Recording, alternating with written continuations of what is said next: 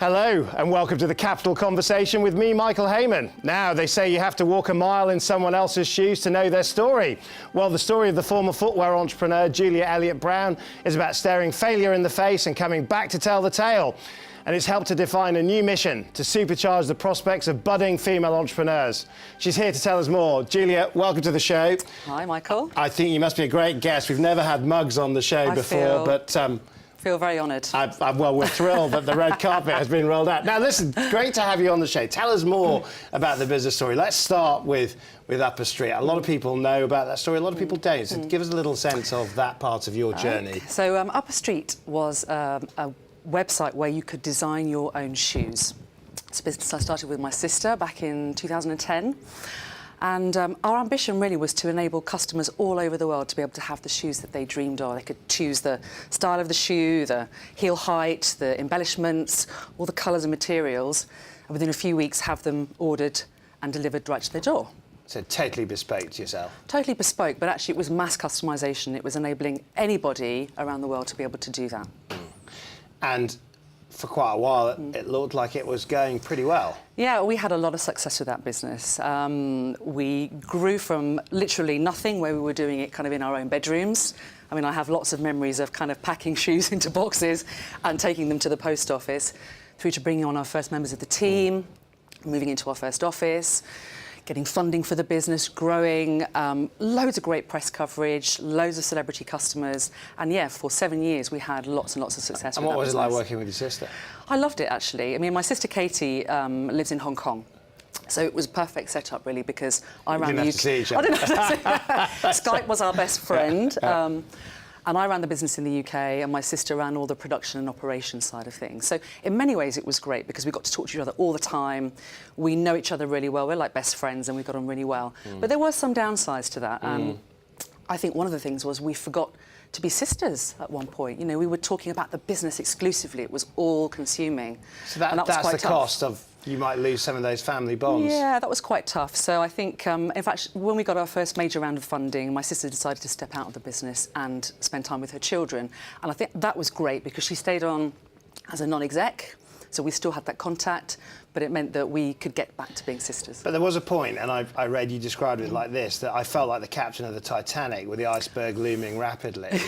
Yeah, give us a sense of what was the iceberg and what was the Titanic? It did. I mean, it was all about cash, really. It was all about cash, as it often is when you're growing a startup business that's pre-profit. Cash is king. Funding is king, and I could see that we were struggling to get to profitability within the timescales that we'd set. We had a VC on, or two VCs on board actually, who were looking for us to scale rapidly.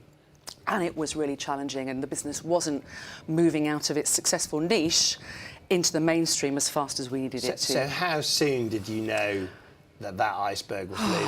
I mean, what was the time period between knowing and then the end coming? It's a tricky one, because things turn on a pinhead in the entrepreneurial world, and actually all entrepreneurs are riding this roller coaster where you kind of go to the wire and then you come back out, you go to the wire, you come back out, and so you never really know when the end is in sight, because often you pull back out. Yeah. But this was just one of those times where we didn't pull out, and it turned very, very quickly from being in the middle of a funding round and thinking, yep, we're going to get the next round of investment to carry on, to it all falling apart overnight. I interviewed one entrepreneur who told me, she said that, you know, they had one agenda item, which was how they were going to stave off bankruptcy, and then the second agenda item was how they were going for global expansion. And it's sort of, you know, but there is that never-ending optimist, right? Yeah, absolutely. And you have to be prepared to face those challenges, because you get them thrown at you every single day as and an you did say that you wanted to go big or go home. Yeah. And of course, in the end, you had to go home. I mean, we did, yeah. I mean, I think at the end we had the option, really, of restructuring the business and kind of taking it back to almost the beginning. But my sister and I said, that's not what we wanted. And we'd given it seven years. And we made the decision with our investors to close the doors. It was really, really difficult, but I think it was the right decision. Can you capture for us that feeling of... It's done. There's nothing left. What's going through your mind? In many ways, there was this big feeling of relief, because the pressure had been on my shoulders for a very long time. And I think even when you have investors on board, you kind of feel that there'll be other people who are in that boat with you in the Titanic, but actually they have very different objectives, and at the end of the day, the responsibility is yours. They're trying to row harder. Yeah, so it was really, really tough because it felt very difficult letting investors down, particularly those investors who'd come in through crowdfunding, who had different expectations to, say, the VC funders. Customers, letting them down. A lot of our customers were really disappointed that we were disappearing. And of course, our staff, who we had to let go. It was really difficult. Was that the bit that got you the most? Was it the staff, or was it the sort of the wider sort of, I guess, ecosystem? No, it was the staff. It was the staff. And actually, there were a number of quite small suppliers that we actually had to let down at the end too. And that was really heartbreaking. Really heartbreaking, Did you feel judged in that process? I mean, often it's said that we're okay with success, but as a nation, we have a real thing about failure. Yeah, I did. Not by everybody, but there was a small percentage of people who I felt very judged by at the time. There were a couple of media pieces which were quite negative, and a few of the crowdfunding investors actually who were really quite vitriolic about it. And I think it's a shame, because I think that there's sometimes a lack of understanding of actually what it's like to be an entrepreneur and how you give it your best shot. And of course, the last thing you want is for your business to fail, and you're going to do everything you can possible to make it work. But you came back out of that. I mean, you learned certain lessons. I mean, would you even use... I mean, I've used the word failure. Am I correct in saying that? Is that the correct way of actually describing what happened, do you think? Well, I don't think there is another word to describe it, but it's a shame. It feels to me like there is a word missing from the English dictionary on this, because we had 7 years of success and the business didn't make it. I don't feel that I was a failure. I don't feel like the business was a failure, and it was at the last minute that it didn't work. And all businesses have a lifespan, some longer than others. But that's not that you label it as a failure. I mean, I read somewhere else that you said, in the end, your luck ran out. I mean, is luck a big part of the business journey, do you think? I think so. And entrepreneurs are brilliant at creating their own luck. That's what we do. We create opportunities, we see them, we grab them. And sometimes they work out, and sometimes they don't. And when you... I mean, that point, entrepreneurs are brilliant at creating their own luck. Give us a sense of how they do that. How did you create your own luck? I think a lot of it is having lots of plates spinning. So, for example, with the marketing, looking at lots of different marketing ideas and hoping, one of them will stick. So, for example, we ran a great campaign to get some celebrities to wear our shoes through Save the Children. And we had about 6 celebrities all designing their shoes for the charity. So like who? Helena Bonham Carter, Erin O'Connor, just to name two. We had a girl from the Pussycat Dolls, I can't remember her name, but some really high-profile... She's not on Strictly, is she? Do you know, I think she might be. But some really high-profile celebrities, and that was because I just went to the Save the Children and said, listen, I've got this brilliant idea. What do you think? So you have courage, right? You have courage. Yeah. You kind of have that attitude, what have I got to lose? What's the worst that can happen? And if it feels really scary, then that probably means you should do it, I think. There is something often with great entrepreneurs, there is just something about belief. It's very intangible, hard to define, but very easy to recognise. Those that have that confidence, that belief that they can get those celebrities on board, that they can do things that the rest of us might feel is a bit of an audacious goal. Yeah, I think that's it. You have to be very prepared to fail, going back to the failure question. And I think if you haven't failed, this has been said before, you haven't tried hard enough. And I'm a big believer in that. You just have to go for it. So do you think failure is an important part of the human experience? Absolutely. I think it's a very, very important part of venture. It is the nature of the game. There will be lots and lots of startup businesses that fail. That doesn't mean you shouldn't give it a go. And I think we, as a nation, need to support that ethos and actually celebrate it and own it. Do you get a sense that there is a negative culture, a bigger culture about this issue of not succeeding, about this issue of I gave it a go and it didn't work out? I mean, do we need to get better with that? I mean, or do you get a sense that actually there are lessons being learned? I think we do. I think we do need to get better as a nation. Us Brits are kind of quite risk averse, and we don't like to fail publicly. And I think the media embodies that. You see all sorts of people in the media being torn to shreds. And in the investment world too, I think the kind of money that's put into businesses is modest compared to in the investment world in the US, where they take bigger risks early on and just kind of give entrepreneurs the fuel that they really need to make it work, rather than drip feeding it to them. Oh, I once said that that bankruptcy in the States is called the $1 million MBA. As in, actually, you learn something from that. Actually, there is a positive to take out of it. Yeah, I mean, I felt that actually as we were closing the business and going, taking the business into administration, dealing with that all the time. I was thinking, wow, oh my God, I'm learning so much here. That's all I could think. This is an amazing experience. Now, we've only got a few seconds before the break, but the advice you gave for dealing with this was see business as a game, grow a thick skin, and give yourself time to grieve. Which one is the most important lesson for you 2 years on in terms of the advice that you should have taken yourself, I guess, in terms of that chapter of your life? Yeah, I definitely think see it as a game. That's the most important thing. I think there comes a point that you have to distance yourself from a business emotionally, and that's quite hard for entrepreneurs because we start a business from passion, we fall in love with our businesses, it's our baby, but actually to make really strong business decisions you need to distance yourself from it emotionally and see it as a game. Right, well this game's halfway through because we're going to go to the break, and when we do come back we'll talk about women in business and how to get a great many more of them to enter the arena. Stay with us.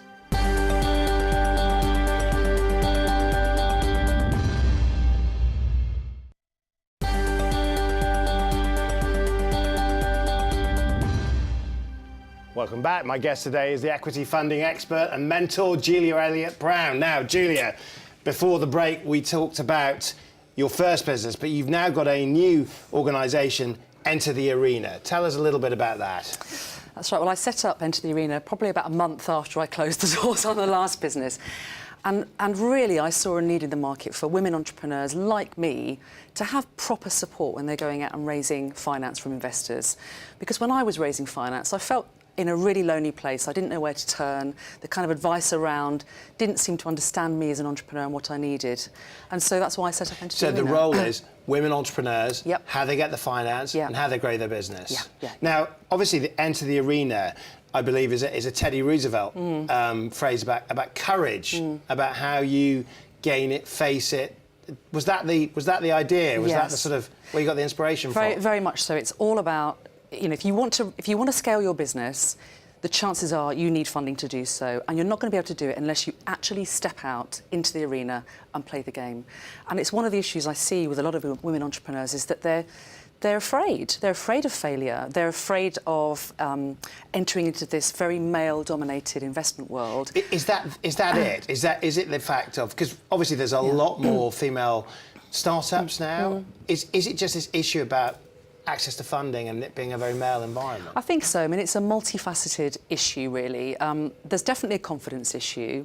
There's definitely an issue around skills and training. And women, as has been written about a lot, are less likely to go for something unless they feel they've kind of got all their ducks in a row. Whereas the guys will just kind of blag it. And so if they don't feel that they've got all of $1 billion. Don't know how we get there. Yeah, but so unless women have the right kind of training and advice and support, they kind of are less likely to go out there and do it.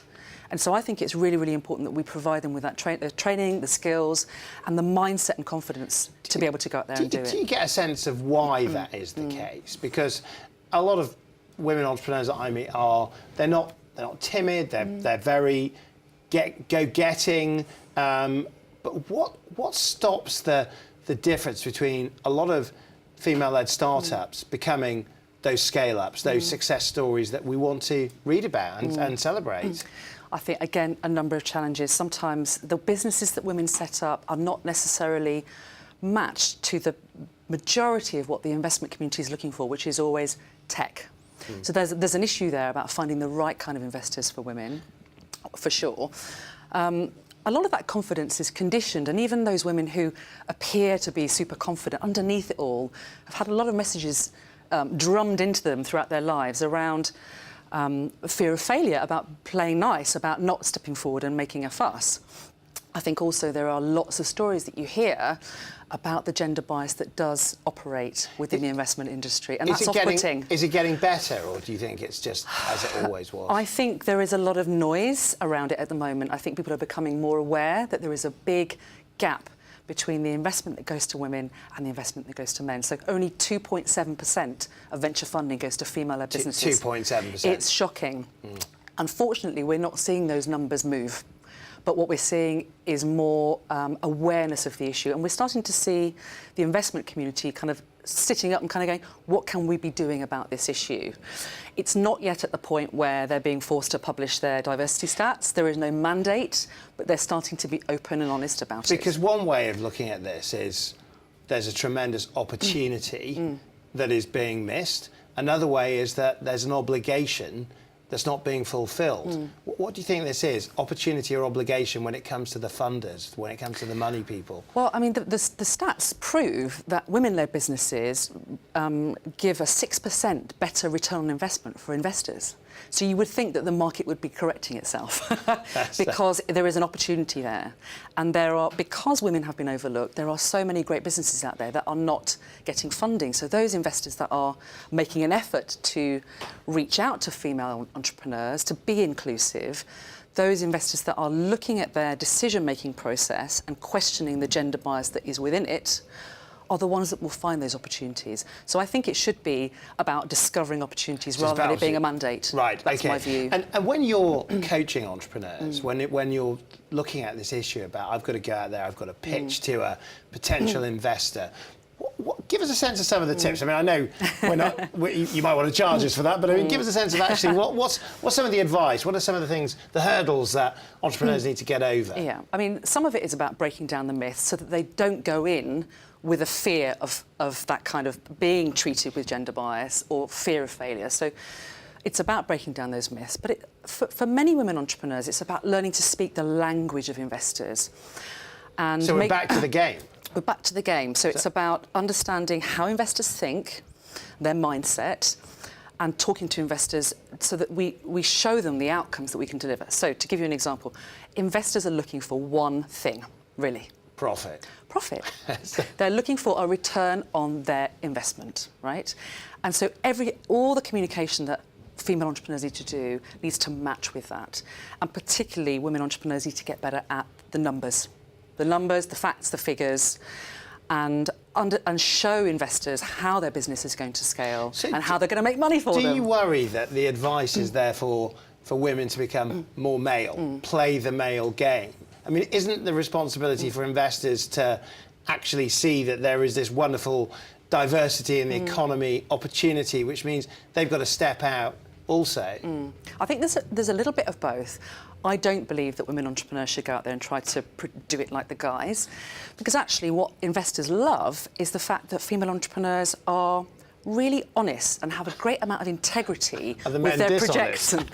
I didn't say that. But their projections are based on a lot of thorough research, and women will not put things forward unless they really believe that they can make them happen.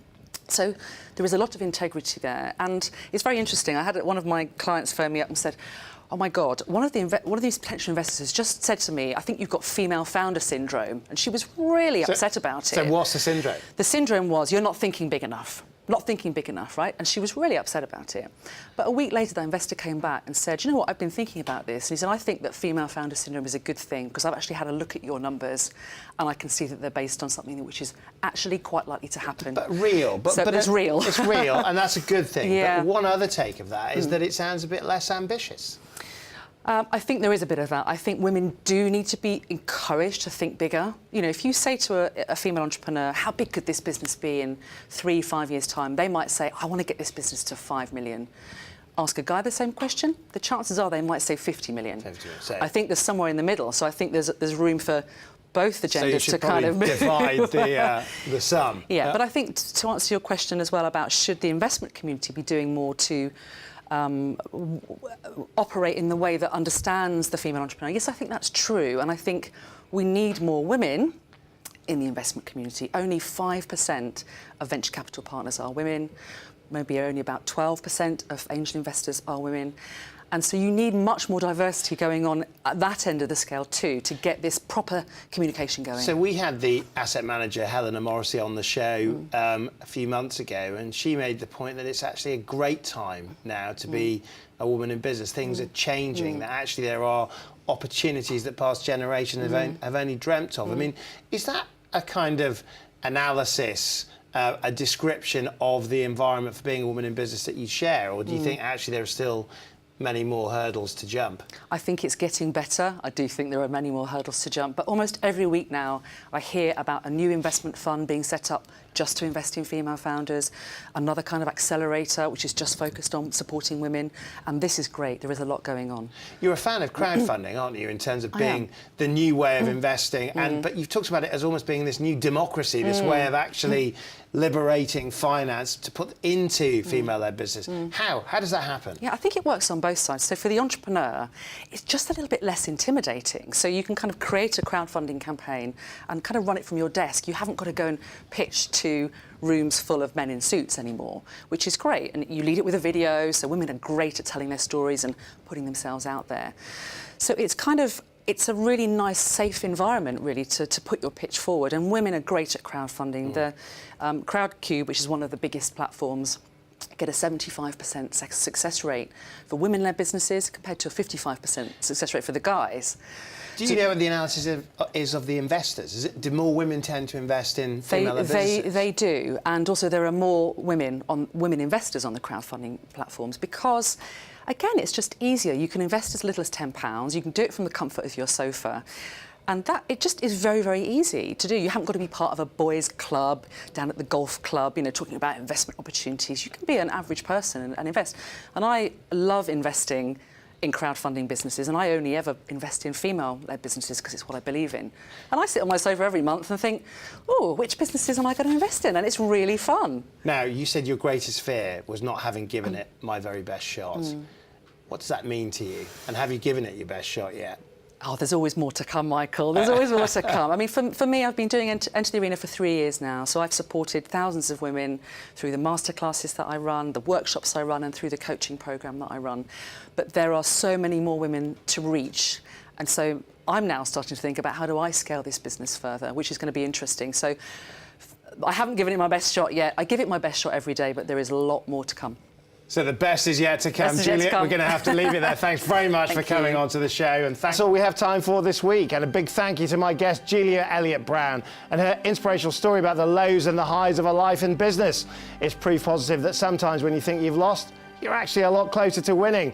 If there's a message here, it's that we shouldn't be afraid to fail. And you know what? There are worse things we could do than celebrate those who take the risk.